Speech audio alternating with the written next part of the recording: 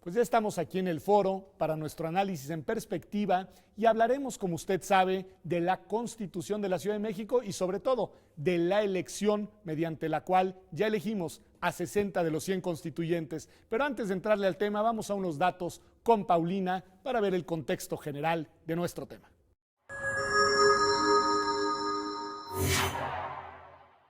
La elección para la Asamblea Constituyente de la Ciudad de México tuvo una participación del 28.3% de la lista nominal, lo que representa un total de 2.088.000 capitalinos que acudieron a votar.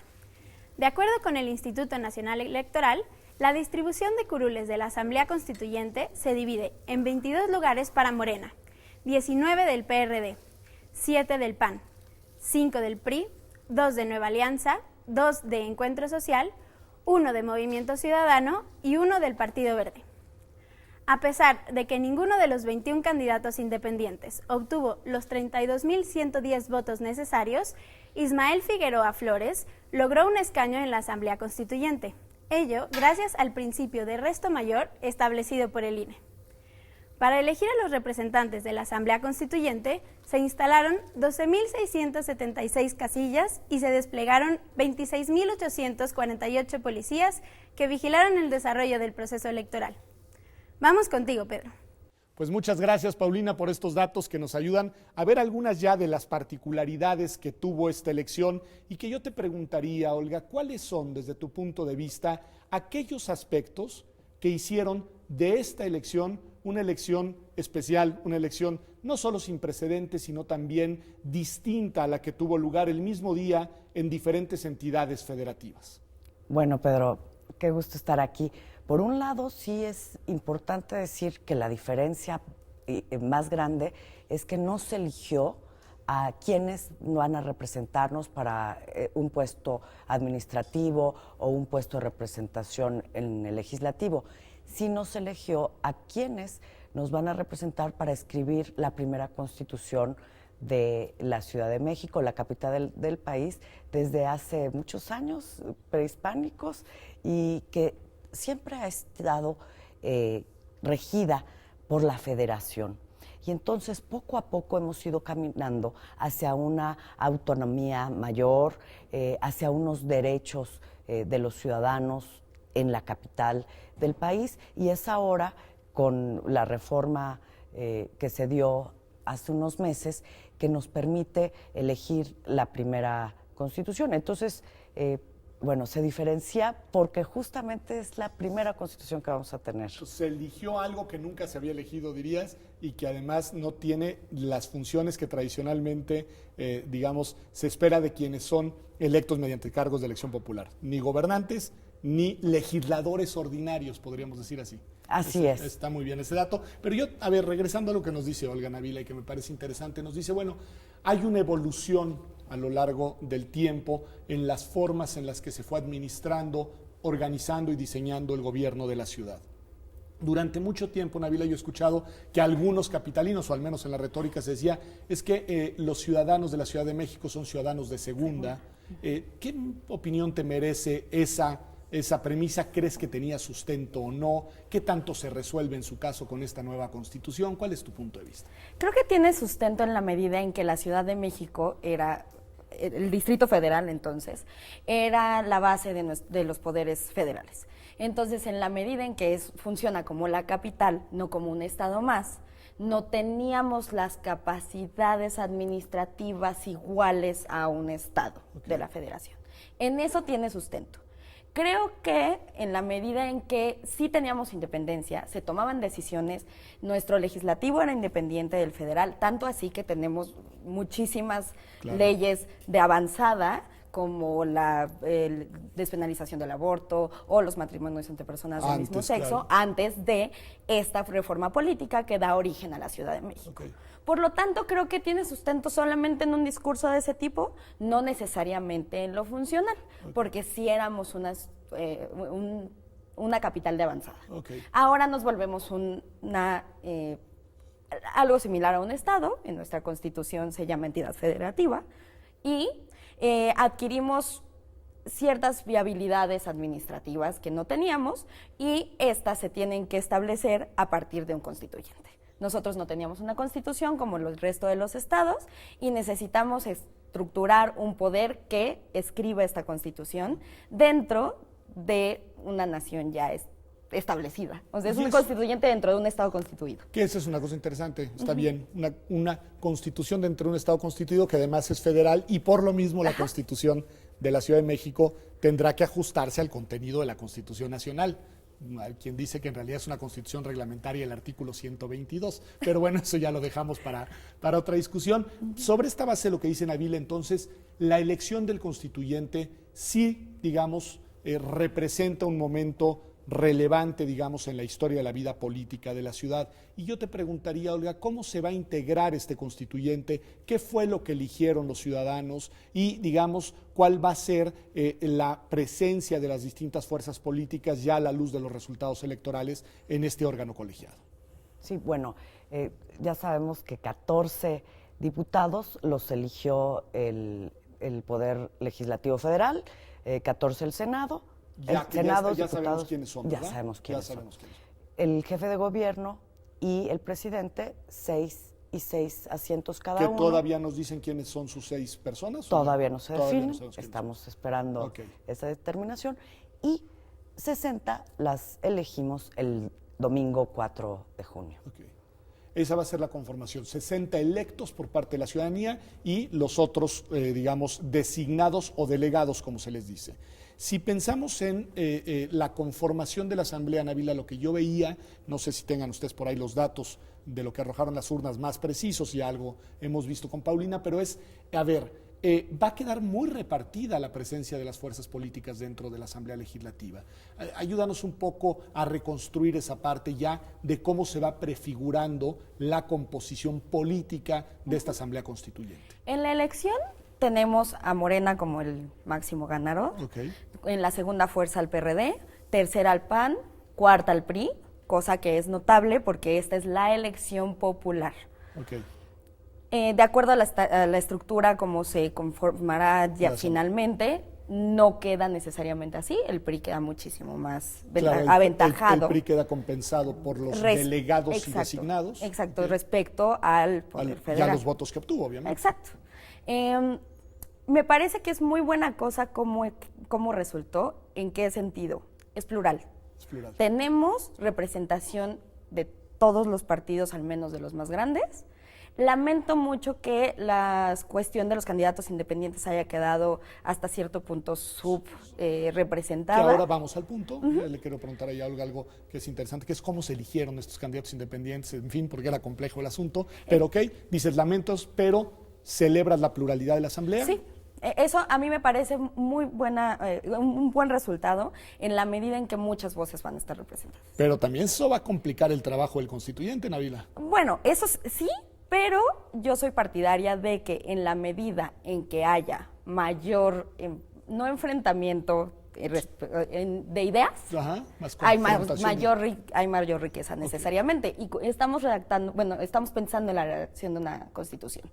El enfrentamiento de ideas es necesario y me parece que a pesar del corto tiempo que se tiene, es muy buena cosa para la cuestión de reforzar los derechos y la estructura que tenemos. O sea, tú dices es una buena idea que tengan que negociar, que tengan que discutir y que tengan que llegar a acuerdos y a ver cómo le hacen, porque además se tiene que votar por mayoría calificada al final la Constitución. O sea, no va a ser fácil llegar al texto constitucional. Yo coincido contigo, está bien que haya una representación, además que sí refleja la pluralidad real de la ciudad, y con este dato que además tú subrayabas, que es que en esta elección, no sé si en otras, pero en esta elección, Morena ya va aventajando incluso al PRD en la Ciudad de México. Sí. Hasta hoy, antes de las resoluciones del tribunal, si es que hay impugnaciones, quedaron 22 asientos para Morena, 18 PRD, 7 PAN y 5 PRI. Y 5 PRI. Y de todos modos, como dice Nabila, a la hora de que estén los designados y los delegados, PRI va a subir bastante. Así es. No va a ser la principal fuerza. Ya nadie se convirtió en la fuerza hegemónica de la Asamblea. Todos tendrán un pedazo, digamos, de representación y eso va a ser interesante. Y ninguno tiene la posibilidad de mayoritear. Ninguno. Lo cual es muy bueno. Incluso ni de a 12, ¿no? Para lograr de acuerdos van a tener que ir jugando en uniones de 3, 4 fuerzas. Y eso creo que a ver cómo les va, pero va a ser interesante. Los independientes, Olga. ¿Qué pasó?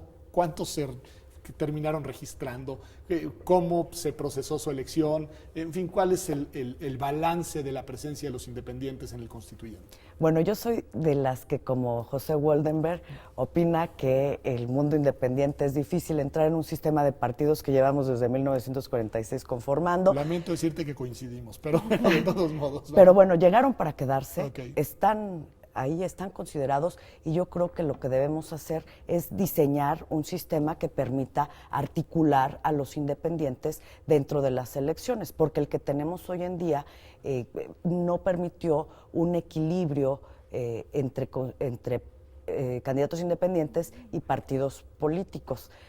Primeramente, para lograr ser candidato independiente necesitabas una cantidad de firmas que mucho mayores a la que necesitas para crear un nuevo partido político. Sí.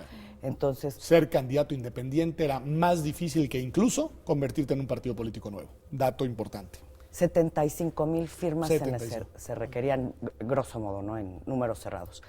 Y bueno, pues fue por supuesto que muy difícil para unipersonalmente, aun cuando tengas apoyos, etcétera, lograr esta candidatura independiente.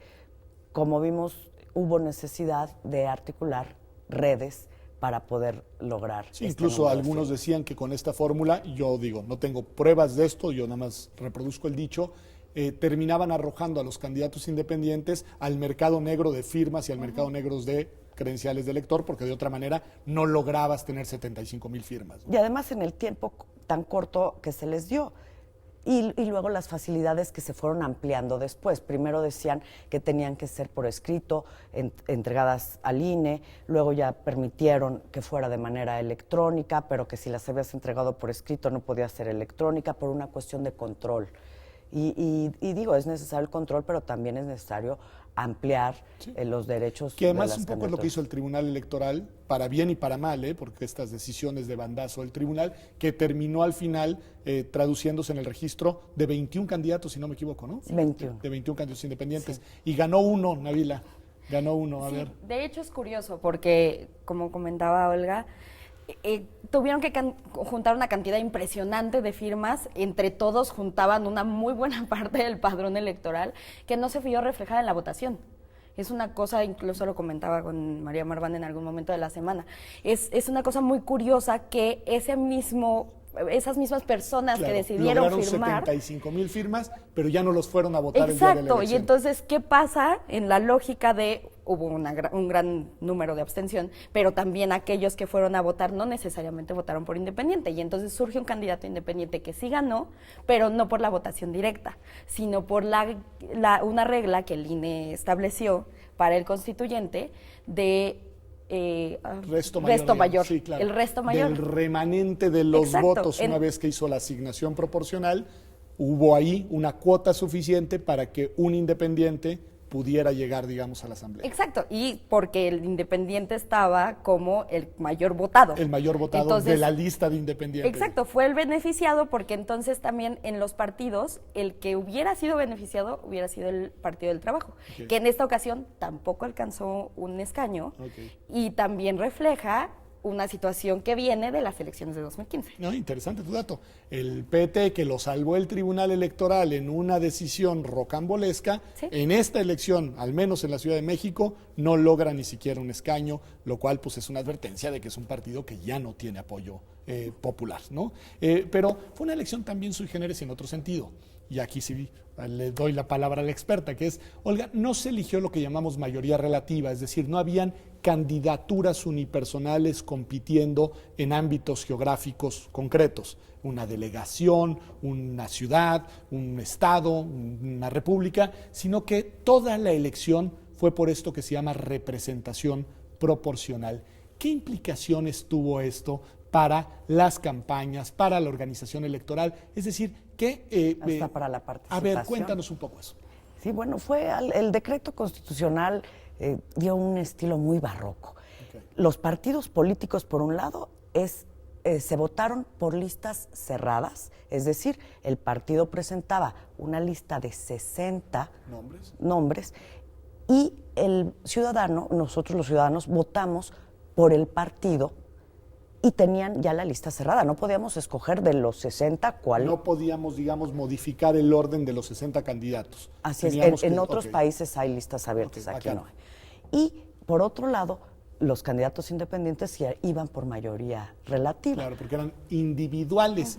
Y a ver y cómo se acomodaron esas dos lógicas tan contrastantes. Sí, entonces, bueno, el INE lo que tuvo que hacer fue diseñar el cómputo de tal manera que los independientes entraran primero, lo cual, por cierto, que no ocurrió, pero si hubieran habido candidatos, por ejemplo, la elección que tuvimos fue de 1.9 millones, vamos a cerrarlo en 2 millones, 7.5 millones de ciudadanos, eran 38,000 votos los que se requerían. Suponiendo que los candidatos independientes, alguno o algunos, hubieran obtenido 38,000 votos, la segunda parte del cálculo había que quitar a la votación nacional emitida el número de votos de los candidatos independientes y luego el resto dividirlo entre los partidos. entre los asientos que quedaran.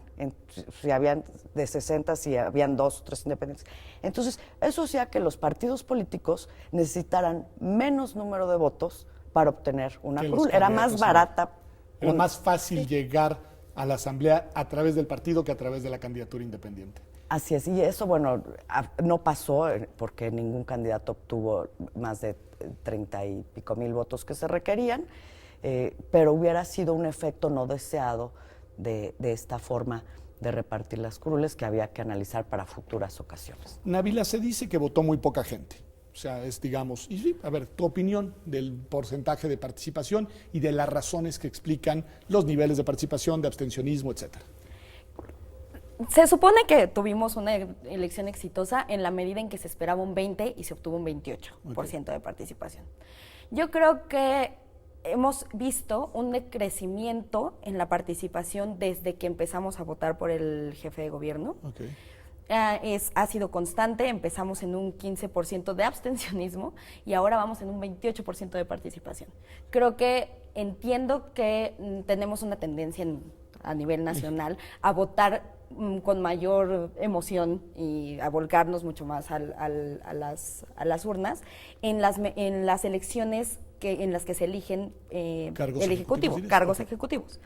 Pero también tenemos un error de nuestras instituciones, creo que están cayendo en un error en la medida en que estamos perdiendo votación y perdemos y a lo mejor en esta ocasión, como comentaba Daniel Zapata al principio del programa, el error es que no hubo una difusión clara de lo que se estaba escogiendo. Okay. ¿Qué se va a votar esta vez? ¿Por qué es importante el constituyente? ¿Y qué es lo que va a afectar en la vida diaria de las personas el constituyente de la Ciudad de México? ¿Qué te parece si lo dejamos ahí, vamos a un corte y volvemos precisamente para decir qué fue lo que nos dijeron los partidos que se iba a elegir? Tú dices fue una estrategia de difusión errada, al menos no lo suficientemente fuerte para convocar a las urnas, pero veamos qué fue y veamos qué es lo que nos gustaría que tuviera la Constitución, porque yo creo que esa es la parte que sigue. Ya me ayudaron a ver cómo llegamos hasta acá, ahora ayúdenme a ver cómo salimos del atolladero. Vamos a un corte y regresamos. Esto es Observatorio y como ves estamos hablando de la elección del constituyente que redactará la Constitución de la Ciudad de México. Regresamos.